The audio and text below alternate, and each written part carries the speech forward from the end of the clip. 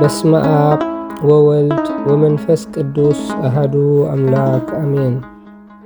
መዓልታዊ ንባባት ጾም 4 ረቡዕ 25 ለካቲት 2026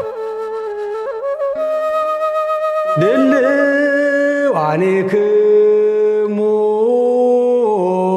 ንበሩ ዘበላዕሉ ሃልው ሃባሎ ክርስቶስ መልእኽቲ ጳውሎስ ናብ ሰብ ሮሜ ምዕራፍ 3 ካብ ፍቕዲ 1 ክሳብ ፍቕዲ 13 እምበኣርሲ ኣይሁዳዊ ደኣ እንታይ እዩ ረብሓኡ? ጥቕሚ ግዝረትሲ እንታይ እዩ? ብኩሉ ወገን ብዙሕ እዩ። ቅድሚ ኩሉ ቃል ኣምላኽ ንዓኣቶም ሕድሪ ተዋሂብዎም እዩ። ሓያሎ ኻባታቶም ዘይእሙናት እንተኾኑ ግዲ እንታይ እዩ? እቲ ዘይእሙናት ምዃኖም ዶ ነቲ ናይ ኣምላኽ እምነት ከንቱ ይገብሮ እዩ? ያ ኣይፋሉን። ከምቲ በቓላትካ ክትጸድቕ ኣብ ፍርዲ እውን ክትረትዕኻ ዝብል ጽሑፍ ዘሎ ኩሉ ሰብ ሓሳቡ እኳ እንተኾነ ኣምላኽ ሓቀኛ እዩ። እቲ ክፍኣትና ጽድቂ ኣምላኽ ዝገልጽ ካብ ኮነስ እንታይ ንበል? ኣምላኽ ብቕጡዕ ክቐጽዕ ከለኸ ደኣ ዓማጺ ማለት ድዩ? ከም ኣዘራርባ ሰብ ዛረብ ኣለኹ ኣይፋሉን። ከመይ ኢሉ ደኣ ኣምላኽ ንዓለም ምፈረዳ? ሓሶተይ ንሓቂ ኣምላኽ ዝገልጽ ንኽብሪ እውን ዝወስኽ ካብ ኮነ ደኣ ስለምንታይ ከም ሓጥእ ኮይነ ዝፍረድ? ከምቲ ገሊኦም ጽቡቕ መታን ክመጽእ እሲ ክፉእ ንግበር ከም ዝበልና ገይሮም ዘካፍኡናን ዝጸርፉናን ስለምንታይ ደኣ ከምኡ ዘይንብል? ነዚኣቶም ደይኒ ቁኑዕ እዩ። እንታይ ደኣ እዩ ካባታቶም እንሕሸሉ ዶ ኣሎና? ሓንቲ እኳ ኣይሁድ ኮነ ወይ ጽርዓውያን ኩላቶም ትሕቲ ሓጢኣት ምዃኖም ቅድም ከሲስና ኣሎና። ከምኡ እውን ተጽሒፉሎ ሓደ እኳ ጻድቕ የልቦን፣ ሓደ እኳ ዘስተብህል የልቦን፣ ሓደ እኳ ንኣምላኽ ዝደልዮ የልቦን። ኩላቶም ዘንበሉ፣ ኩላቶም ሓቢሮም ዘይጠቕሙ ኾኑ። ጽቡቕ ዝገብር እውን የልቦን፣ ሓደ እኳ የልቦን። ጎረሮኦም ክፉት መቓብር እዩ፣ ብልሳኖም ይሸፍጡ። ኣብ ትሕቲ ከናፍሮም ሕንዚ መንደላይ ተመን ኣሎ። ኣፎም መርገምን መረረን መሊኡ እዩ። ኣጋሮም ደም ንምፍሳስ ቁልጥፋት እየን። ኣብ መገዶም ዕንወትን ጸበባን ኣሎ። ንመንገዲ ሰላም ከዓ ኣይፈልጥዋን እዮም። ኣብ ቅድሚ ዒንቶ ፍርሃት ኣምላኽ የልቦ።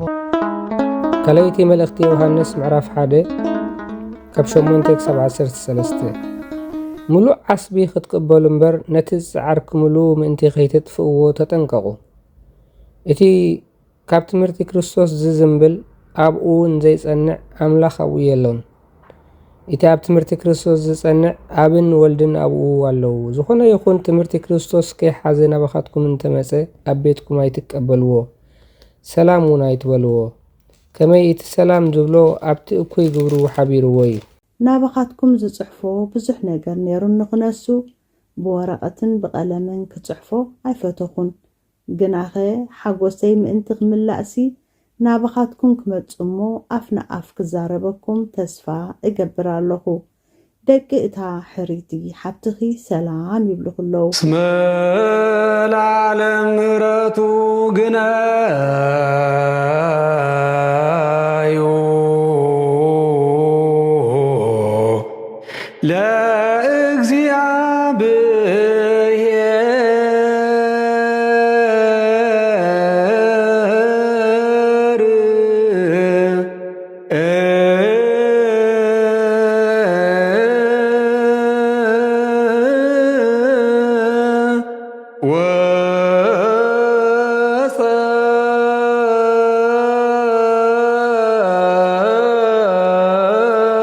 ግብረ ሐዋርያት ምዕራፍ 5 ካብ ፍቕዲ 3 ክሳብ ፍቕዲ 11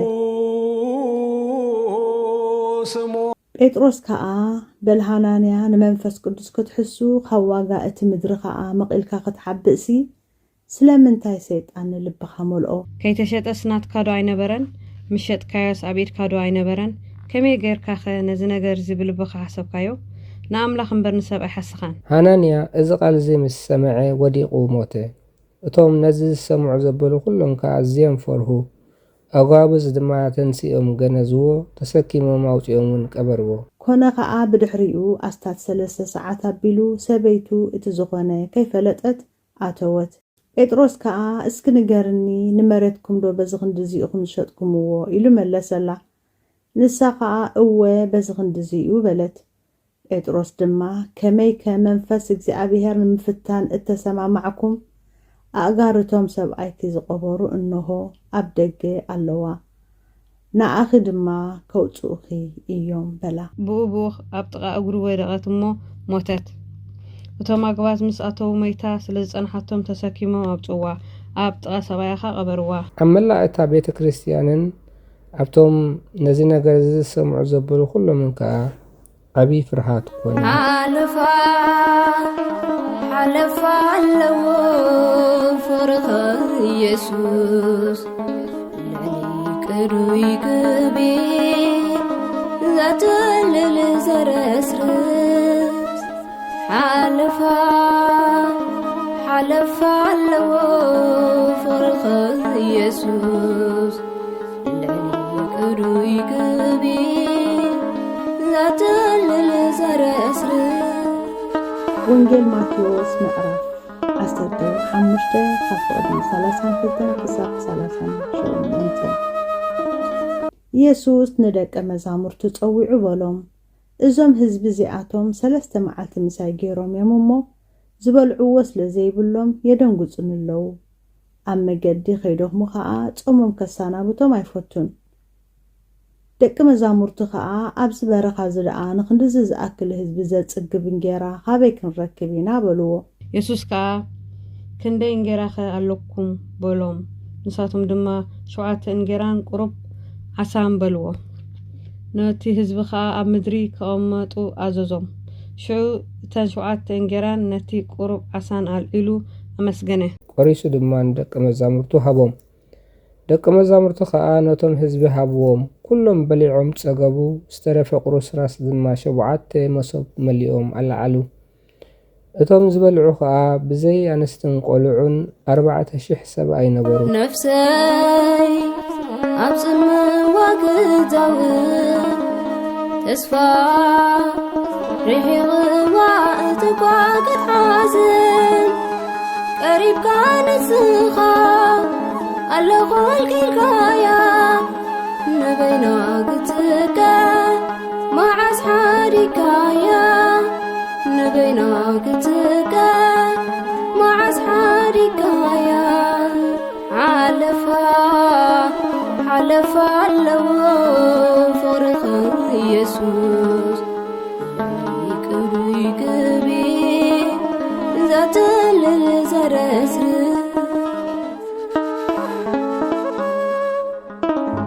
መዝሙረ ዳዊት 103 ፍቕዲ 6 ክሳብ 18 እግዚኣብሔር ንኩሎም ቁጥዓት ቅንዕና ይፈርዶም፣ ፍትሒ ድማ ይውፅኣሎም።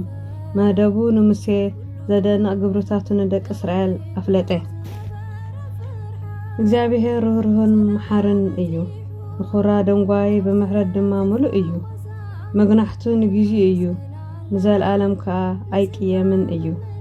ከም መጠን ሓጢአትና ይቀፅዓናን እዩ፣ ከም መጠን ኣባሳና ድማ ኣይፈደናን እዩ። ሰማይ ካብ ምድሪ ልዕል ከም ዝብል ከምኡ ምሕረቱ ኣብ ልዕሊ እቶም ዝፈርህዎ ዓብይ እዩ። ምብራቕ ካብ ምዕራብ ከም ዝርሕቕ ኣብኡ ንኣበሳና ካባና ኣርሐቑ። ከምቲ ወላዲ ንውሉዱ ዝርህርሃሎም ከምኡ እግዚኣብሔር ንዝፈርህዎ ይርህርሃሎም እዩ። ካብ ምንታይ ከም ዝተፈጠርና ይፈልጥ እዩ፣ ሓመድ ምዃንና ይዝክር እዩ። ህይወት ወዲ ሰብሲ ከም ሳዕሪ እዩ፣ ከም ዕምበባ መሮር ይዕምብብ። ሽዑ ንፋስ ኣብ ልዕሊኡ ይነፍስ እሞ ፈጺሙ ይጠፍእ። ኣበይ ከም ዝነበረ እውን ኣይፍለጥን እዩ። ምሕረት እግዚኣብሔር ግና ኣብቶም ዝፈርህዎ ካብ ዘለኣለም ንዘለኣለም ይነብር። ጽድቁ ከዓ ኣብቶም ኪዳኑ ዝሕልውን ኣብቶም ንትእዛዛቱ ምእንቲ ክገብርዎ ዝዝክርዎን ንውልል ወለዶ ይነብር። ሓለፋ ኣለዎ ፍቅርኸ ኢየሱስ ልዕሊ ቅዱይ ግቢ ዘትልል ዘረስርስ። መዝሙር ዳዊት ምዕራፍ 103 ካብ ፍቕዲ 6 ክሳብ ፍቕዲ 18 እግዚኣብሔርሲ ንኩሎም ጥቑዓት ጽድቅን ፍትሕን ይገብር እዩ። መገድታቱ ንሙሴ ግብርታቱ ንደቂ እስራኤል ኣፍለጠ። እግዚአብሔር ርሕሩሕን መሓርን እዩ ንኹራ ደንጓይ ብሳህሊ ድማ ሙሉእ እዩ ኩሉ ግዜ ኣይገንሕን ንዘለዓለም ከዓ ኣይቅየምን እዩ ከም መጠን ሓጢአትና ኣይገበረናን ከም መጠን ኣበሳና ድማ ኣይፈደየናን እዩ ሰማይ ካብ ምድሪ ልዕል ከም ዝብል ከምኡ ምሕረት ናብቶም ዝፈርህዎ ይስልጥን ምብራቕ ካብ ምዕራብ ከም ዝርሕቕ ከምኡ ንኣበሳና ካባና ኣርሓቆ ከምቲ ወላዲ ንውሉዱ ዝርሕርሓሎም ከምኡ እግዚአብሔር ንዝፈርህዎ ይርሕርሓሎም እዩ ፍጥረትና ይፈልጥ እሞ ሓመል ምዃንና ይዝክር እዩ ሰብሲ መዓልትታቱ ከም ሳዕሪ እዩ ከም ዕንበባ መሮር ይዕንብብ ንፋስ ኣብ ልዕሊኣ ይሓልፍ እሞ ከቶ ኣይትርከብን ቦታ እውን ኣይፈልጣን እዩ ምሕረት እግዚአብሔር ግና ኣብቶም ዝፈርህዎ ካብ ዘለዓለም ትነብር ጽድቁ ከዓ ነቶም ኪዳኑ ዝሕልው ንትእዛዛቱ ምእንቲ ክገብርዎ ዝዝክርዎ ንውሉድ ወለዶ እዩ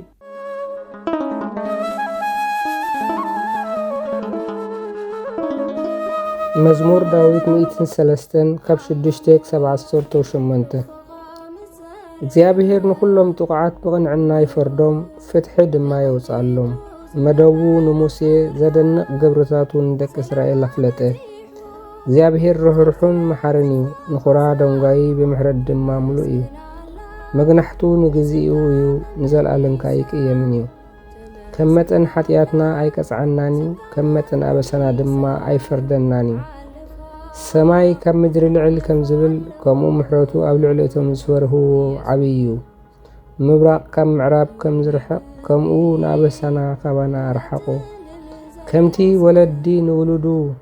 ከምቲ ወላዲ ንውሉዱ ዝርሕርሓሎም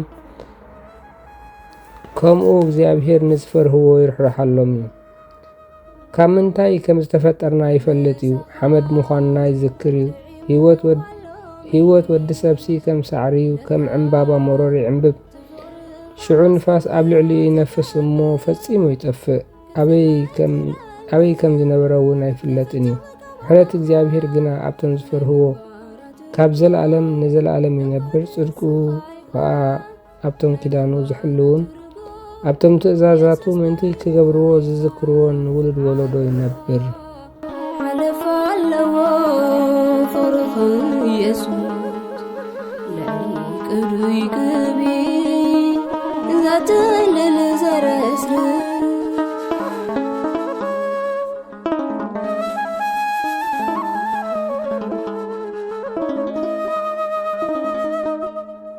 ኣማሞ ልቕፈኻ ምዘረፈ ኩሉ ተቐንቲቱ ዝነበረ ፍርሓት ሰላም በዚሑ ጾር ስለ ዝፈቐሳ ተመስግን ኣላ ንስምካ መመሊሳ ተመስግን ኣላ ስምካ መመሊሳ ሓለፋ